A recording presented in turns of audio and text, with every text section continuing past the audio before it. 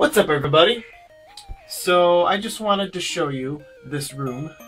This is my office, but it's more than just that.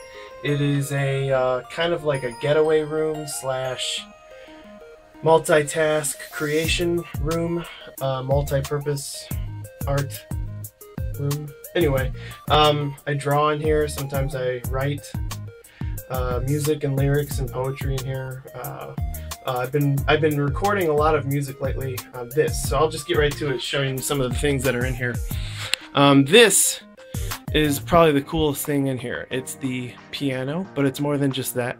It is a synthesizer, it is a MIDI keyboard, and it basically lets me create anything I can think of with any instrument I want. Not just piano, but it has settings so I can just choose any instrument that you can imagine for that piece of music. And let's see here, we got a tribble. I'm sure you Star Trek fans know what a tribble is. I've got different things in here. These are the baby shoes that me and my brothers wore, and now they're of course cased in carbonite, or as some people like to say, copper, but I like to say carbonite. Let's see, I'll show you this here. This is my Beatles discography set. It's got all their albums. Pretty excited about that. Let's see here. My hats. Got some posters and autographs on the wall here. Let's see, there's Toby Mac. Tape band, which no longer exists, but still pretty cool. Kevin Mac's solo, which is on hiatus right now because of this band. Audio Adrenaline, which rocks with Kevin Mac's. I think it's a pretty good thing that he's doing that. I'm excited about the next album. Oh, and of course there's my autographed DC Talk poster in the middle of it all. A Kirby Church sticker. This was like a supernatural tour from DC Talk that Kevin Mac's autographed for me. Let's see, Superman, I showed you that. Well, here's some autographs from the Star Trek world. This guy played Trip Tucker on Enterprise. Sulu and Chekhov got their autographs and got their pictures with them. It was a pretty cool little convention I went to a few years back. Oh, and this guy. His name on Voyager was Rollins. I think he died in the first episode, but I got his autograph, so I thought it was pretty cool. Let's see. This was a newspaper from the day Christopher Reeve died, and it was on the page of the newspaper, and I thought it looked pretty cool, and so I got that. Some of my grandpa's carvings. Independence Day ship thing. This is a steel carving of my name, which my dad made for me back when I was a kid, so I always thought that was pretty cool. Let's see. This is a piece of moldavite that is right there, but it's in a picture frame with a drawing of the moldavite meteor coming to Earth, artist rendering type thing. My mother-in-law got me. Let's see. This is something I found in the basement of my grandpa's house. One day I was going through stuff after he had passed, and I came across this old, like 1960s piece of mini luggage, and on the front of it was a little piece of paper, and it was taped on there, and it said Neverland Survival Kit. And it's like this map of Neverland that someone must have drawn for me as a kid, because I was really into that stuff back then. It was, you know, some kids believe in Santa Claus. When I was a kid, I believed that this whole thing was real, and I believed Neverland existed, and Peter Pan and the Lost Boys, all that stuff I thought was real. So I remember this was like a little pouch of gold glitter, which I just pretended was fairy dust. And if I was to take it out of the frame, you'd probably still be able to get some out of there. It's all over the inside of this thing. Well, anyway, when I found this stuff in the luggage, I thought it'd be cool to just kind of put it in a picture frame. kind of like a shadow box type thing, but not, because it's not a shadow box, it's a picture frame. But I thought it works out this way because it's flat, basically all flat stuff. So this is a big old thing of the Starship Enterprise from the Next Generation that my friends got me when my grandmother had passed away back in like Christmas of 2000. I was pretty down about it because I'd never really had anyone close to me die, and I was pretty depressed, and my friends banded together and got this for me. And if I was to take it off the wall, you'd see on the back of it there's just tons of people who wrote things to me like "hope you feel better, we're here for you" type stuff, just random things that they wrote to me just to help me feel better. So that's pretty cool. This little thing I thought it was pretty cool, so I put it on the back of the door. It's a picture of Jesus, but it's like on a sailboat steering wheel. I don't know what the word is. But the significance of this is that this was my grandmother's, my mama's on my dad's side, my dad's mom. She just gave it to me one day when I went over to stay the night at her house, and I'll never forget that because I did that quite a bit. So it's kind of a reminder to me of those days. This, my friend Matt Franks went over to Abbey Road and got that for me. So I think that's pretty cool. And so I put that up there. Here's another one of my grandpa's carvings. Let's see. So I got some like toys and stuff in here too from as I was a kid growing up and into my early teens. Just I'll show you some of it here. So these are the ones that are older, and like these are from the early to mid 90s. There's a Cyclops. I'll show you, kind of lights up. See, it lights up there. There's the Flash. He doesn't really do anything. Green Ranger, Green Power Ranger. I'll show you what he does real quick. His helmet thing flips off like that. There we go. It's a flip head. We had those as a kid. Let's see. We got Michelangelo. This guy, he actually transforms into a little baby turtle. See? Yeah. Oh, and let's not forget my drumsticks. In case I need to drum, they're in here. In case I need to drum on my invisible drums. Anyway, back up to these guys. Here's a Peter Pan toy I had when I was a kid from the movie Hook. And this was a Spider-Man action figure that I actually, when I was about 7, stole from a friend's house, and I just kind of saw it in his room and I took it, and well, he never missed it, so I just kept it. I thought about giving it back to him, but I haven't really seen him in years and I don't know where he lives or anything, so that's that. This is the 1/18th scale die-cast model of DeLorean, and yeah, it's pretty detailed. Pretty detailed. So yeah. And let's see.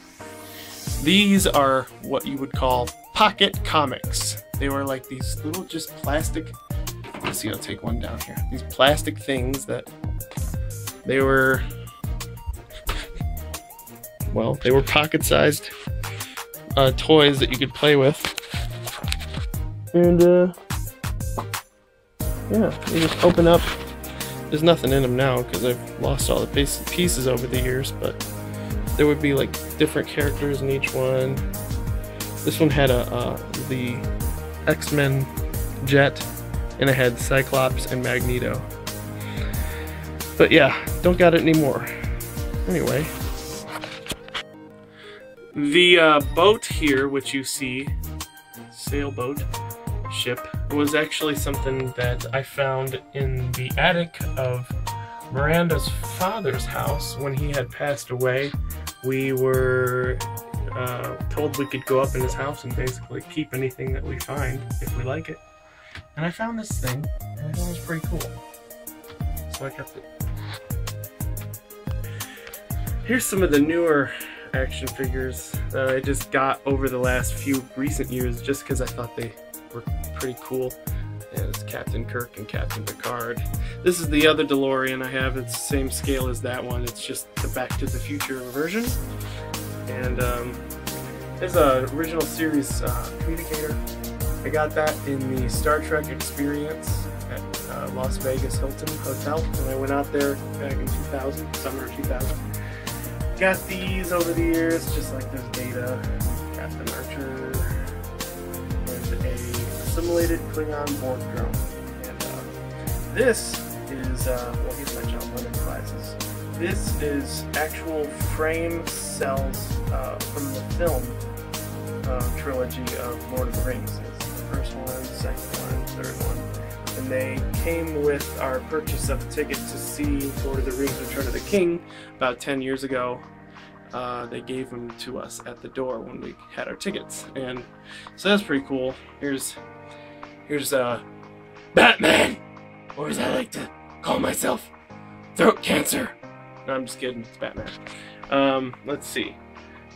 This is the Megazord Power Rangers, which I always wanted as a kid, but I never had it, so I thought that I would get it just to kind of be like, because as a kid this thing was like impossible to find. You couldn't find it in stores anywhere because they were just so popular. Then they re-released them a few years ago, and I was like, yeah, I'll just get it just because I would like to have it on display. And so there's that. And this here is actually a unfinished painting that my grandpa started years and years ago. He just never finished it, but I kind of like the way it looks. It's like modern art. And this is a picture that my grandpa did finish. See, this is typical, the type of artwork that he would create was typical realist, scenic, nature-esque painting like this. He never did anything that remotely resembled modern art, except here. See, originally it was supposed to be like a ocean with an airplane flying over it or something like that, but yeah. I thought it was pretty cool like that, so. And, oh, can't forget this. This, right here, is the first comic book that I ever owned. And it was the first issue that was made right after Superman was killed off in the comics, and they brought him back. And this was the issue in which they brought him back. So I was pretty excited about that. This is a picture I did. Pretty proud of this as a photographer, an aspiring photographer. I found this picture of my grandpa when he was like 35. Taken, my dad said it was taken on Belle Isle originally, and so I took this picture, and before my grandpa, about less than a year before my grandpa passed away, I took this picture of him, and I matched up the sunlight just right as it was in the original photos, and then I just put it together, and so it kind of looks like he's standing next to his younger self. And so yeah, I thought that turned out good. Let's see, up here we got this is, I'll take it off the wall. This is when I worked at Gibson Guitar in Nashville, Tennessee. This is the head to the Darkfire, and this was a broken one, and there was a bunch of broken pieces that was getting thrown away, and this really just fell on the ground and no one noticed, and it was gonna get thrown away anyway. See, it's like all messed up, but you can tell that it's Gibson Guitar, and so I just kind of kept it as a souvenir from that whole living in Nashville Gibson experience, something to take away from that, literally. So let's see here. This is cool. This is my grandpa's when he was in World War II. This is my grandpa's ammunition belt. I think he got shot here. That's why it's all messed up. It looks like a bullet hole. I know he did get shot. I don't know if it was through that spot or not. Because I know he did get shot, like Forrest Gump would say, in the buttocks. And this would be on the back side, because this is the front, right here. And so this would wrap around to the back, and this is a bullet hole. I'm pretty sure it is a bullet hole. So anyway, there's that. His ammunition belt. This is his gun strap. Kind of hard to see it. This was the strap that he wore to have his gun attached to him. So I've got those two things. This was just a coonskin hat that I got on my first trip to the out western states in 1994. It still fits. Let's see. My fake glasses. My catcher's mitt from when I used to play baseball. City League baseball as like an 8-year-old, 9-year-old. Oh, and of course is my very proud of these years bowling at Woodhaven Lanes on their Coke and Bowl team. First place. I was pretty hardcore with my competition and my team. We tried to do our best. That was one year we got first place. This is another one. It's not first place, but it's one of those top 5 places, I think. Let's see here. Oh, here's some patches. I had these patches that I collected over the years. They're kind of random. This one was a gift from Josh Tanner. This was a patch for the Apollo 12 mission to the moon, and it was just kind of like one of my more favorited missions that they took to the moon in those space race days. This is a patch that Miranda got for me years ago, DeLorean.